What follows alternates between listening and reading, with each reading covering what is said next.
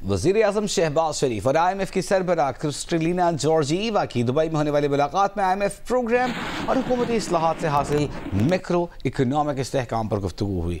वज़ीर आज़म हाल से जारी एलामी के मुताबिक IMF प्रोग्राम मौसर तरीके से नाफिज करने की कोशिशों की तारीफ करते हुए क्रिस्टलिना जॉर्जिएवा ने कहा कि पाकिस्तान की मईशत इस्तेहकाम के बाद तरक्की की राह पर गामजन हो रही है। वज़ीर आज़म ने टैक्स इस्लाहात, एनर्जी सेक्टर की बेहतर कारकर्दगी, अहम शोबों में पेशरफ्त बरकरार रखने का अज़्म जाहिर किया। मुलाकात के बाद बयान में वज़ीर आज़म शहबाज शरीफ ने कहा कि मैक्रो इस्तेहकाम से देरपा तरक्की और खुशहाली के सफ़र पर IMF की मदद की कादिर करते हैं। उधर IMF की MD क्रिस्टलिना जॉर्जिएवा ने कहा है कि शहबाज शरीफ और उनकी टीम से मुलाकात शानदार रही। IMF हिमायत याफ्ता इस्लाहात प्रोग्राम पर वज़ीर आज़म का अज़्म हौसला अफजा है। नौजवानों की तरक्की और रोज़गार से मुताल्लिक़ फैसला कुन इक़दामात की हिमायत करते हैं।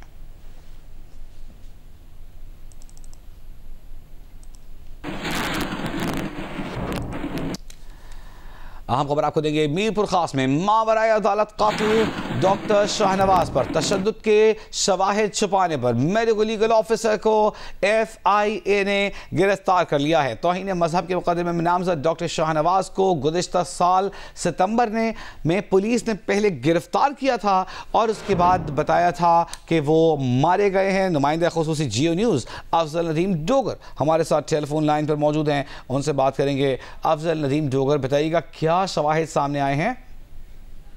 शवाहिद तो जो तहकीकात हो रही थी इस कत्ल केस के हवाले से, उसमें काफ़ी चीज़ें सामने आई थी, जिसमें डॉक्टर जो खास तौर पर जो मेडिको लीगल सर्टिफिकेट जो बना था उनका पोस्टमार्टम हुआ था। उस पोस्टमार्टम में जो तशद्दुद के जो शवाहिद छुपाए गए थे उसमें डॉक्टर मुंतजर मेहदी ने ये पोस्टमार्टम किया था, जिस पर FIA ने तहकीकात के बाद शवाहिद सामने आने के बाद जो है वो इनको गिरफ्तार कर लिया है।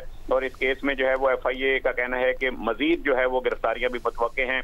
इनके जो दहशतगर्दी, कस्टोडियल डेथ, टॉर्चर एक्ट और दीगर इल्जामात के तहत जो है वो मुकदमा दर्ज है। डॉक्टर शाहनवाज को जैसे कि आपने बताया कि सितंबर 2024 में एक्स्ट्रा जुडिशियल किलिंग का निशाना बनाया गया था, जिसके बाद जो है वो तहकीकात हुई। तहकीकात में कुछ काफ़ी सारी गिरफ्तारियां उसी वक्त हो गई थी, ताहम उससे लिंक जो चीज़ें हो रही हैं वो अब उसका फॉलोअप सामने आ रहा है। बहुत शुक्रिया अफजल नदीम डोगर।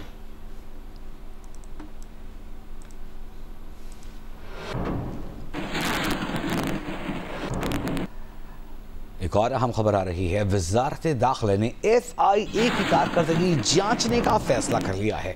FIA की कारकर्दगी रिपोर्ट बनाने और परफॉर्मेंस ऑडिट के लिए 5 रुकनी स्पेशल कमेटी तश्कील दे दी गई है। Director general national police bureau committee के कन्वीनर मुकर्रर कर दिए गए हैं। Director police bureau, joint secretary वज़ारत दाखिला, deputy commandant national police academy और deputy director TOC unit NPB committee के मेंबर मुकर्रर किए गए हैं। FIA की कारकर्दगी कैसी रही, कमेटी इस पर रिपोर्ट वज़ारत दाखिला को पेश करेगी। कमेटी FIA का परफॉर्मेंस ऑडिट भी करेगी। कमेटी जायजा लेगी कि FIA ने कितने मुकदमा दर्ज किए, कितने मुल्ज़िमान पकड़े। कमेटी की तश्कील का नोटिफिकेशन जारी कर दिया गया है। अहम खबर आपको देंगे। आज़ाद कश्मीर सुप्रीम कोर्ट ने साबिक़ वज़ीर आज़म सरदार तनवीर इलियास की नाअहली ख़त्म कर दी है। आरिफ उर्फी नुमाइंदा जियो न्यूज़ हमारे साथ मौजूद हैं। आरिफ उर्फी, हमें इस खबर की तफसील बताइएगा। ऐसा है कि 2023 में सरदार तनवीर इलियास जो हैं उन्होंने कुछ जजेस के हवाले से तकरीर की थी, जिसके ऊपर नोटिस लिया था आज़ाद कश्मीर हाई कोर्ट ने। और आज़ाद कश्मीर हाई कोर्ट ने अप्रैल 2023 में उनको तौहीन अदालत के मुर्तकब करार देते हुए उन्हें नाअहल करार दिया था और उनको वज़ारत उज़्मा से फारिग कर दिया था, जिसके खिलाफ उन्होंने सुप्रीम कोर्ट ऑफ आज़ाद जम्मू कश्मीर में अपील की थी और उनकी अपील मुख्तलिफ मराहिल पे चलती रही। और आज सुप्रीम कोर्ट ऑफ आज़ाद जम्मू कश्मीर ने उनकी अपील की जो निपटा दी है और उनकी जो नाअहली है उसको खत्म कर दिया है और उनको इलेक्शन लड़ने का अहल करार दे दिया। अच्छा, लेकिन आरिफ उर्फी 2 साल की सजा थी जिसकी मुद्दत ही अप्रैल 2025 में मेरा ख्याल मुकम्मल हो रही थी, ऐसा ही है? जी बिल्कुल ऐसा ही है। 2 माह पहले अपनी सजा मुकम्मल होने से उन्हें माफ़ी मिल गई है। बहुत शुक्रिया आरिफ उर्फी आपका।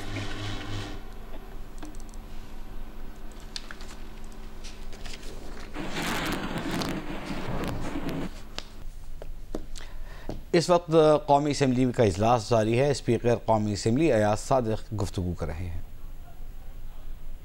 अपॉर्चुनिटी दी जाए तो वो दे कैन एक्सेल। और मैं तो यही कहूँगा कि सबसे पहले तो मैं खराज तहसीन पेश करना चाहूँगा हमारी फॉर्मर स्पीकर को, जिन्होंने ये कॉन्सेप्ट क्रिएट किया, जिसमें कि ये वुमेन पार्लियामेंट्री कॉकस जिन्होंने तश्कील दिया। और नॉट ओनली दैट, हम मुख्तलिफ ममालिक में जब गए हैं तो वहाँ हमने उनको एक्सपोज किया वुमेन कॉकस से, और उसमें उन्होंने कईयों ने अडॉप्ट करने की कोशिश की है। आप लोगों का जो मसला है, हमारा जो नेशनल असेंबली के कम से कम मेंबरान हैं, अगर आप रिकॉर्ड निकलवा लें जो women participation in debate of the house, in question hours, in various issues is I think more, अगर परसेंटेज वाइज देखा जाए, more than the male members. उनके अपने मसाइल हैं, कॉन्स्टिट्यूंसी के मसाइल हैं, और टाइम उतना नहीं रहे, बट आप लोगों की पार्टिसिपेशन जो है, जो नेशनल असेंबली और सेनेट का मैं जिक्र कर सकता हूँ, that is I would consider it as excellent. और ये रिकॉर्ड बोलता है, रिकॉर्ड भी बोलता है। फिर जो तैयारी करके आते हैं, एक ज़माना था कि क्वेश्चन बना के दिए जाते थे, अब बनाते नहीं, अब हमारे मेंबरान खुद क्वेश्चंस अपने बनाते हैं, खुद सप्लीमेंट्री क्वेश्चन से पता चल जाता है कि ये फेड क्वेश्चन था या वो, और वो the quality has risen tremendously. हमने यहाँ पे छोटे छोटे इनिशिएटिव्स लिए थे, जिस तरह 2014 या 15 में हमने एक डे केयर सेंटर भी बनाया था, इसलिए कि किसी के जहन में ही नहीं था कि जो हमारी ख़वातीन हैं, जो नेशनल असेंबली की एम्प्लॉयज़ हैं, अगर वो उनके बच्चे छोटे हैं तो वो उनको कहाँ रखें। तो वो एक छोटा सा यहाँ डे केयर सेंटर बनाया था। और अभी कुछ 2-3 महीने पहले मैंने ये कहा था कि जो नेशनल असेंबली में ख़वातीन एम्प्लॉयज़ हैं, वो मगरिब के बाद यहाँ ना रुकें, वो मगरिब के बाद निकल जाएँ, अपने घरों को चली जाएँ, ताकि बाहिफाजत पहुँच जाएँ हालात की वजह से। मगर हालात जिस तरह बेहतर होते जाएंगे, उसी तरह अपॉर्चुनिटी मिलती जाएगी। हमारे नेशनल असेंबली में हमने लेजिस्लेटिव काउंसिल भी बनाई हुई है, जिसको आप लोग यूज़ करते हैं और कर सकते हैं ज़्यादा से ज़्यादा। हमने कोर्सेज भी पार्लियामेंट्री, उसके ऊपर कोर्सेज हमने बनाए जो 17 यूनिवर्सिटीज़ में हैं, उसमें भी आप वेमेन के जो इश्यूज़ हैं उसको उजागर कर सकते हैं यूनिवर्सिटीज़ में।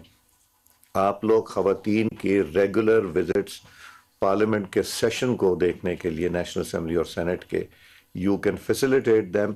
आप हमारे पास तकरीबन रोज़ ही आते हैं, हमारे पास इंटीरियर बलूचिस्तान से, फाटा से, इंटीरियर सिंध से, हर जहाँ तरफ से लोग आते हैं और एक रेगुलर इंटर्नशिप भी कर रहे हैं। और हम कोशिश ये करते हैं कि बच्चियों की जो तादाद है वो भी बढ़ती जाए।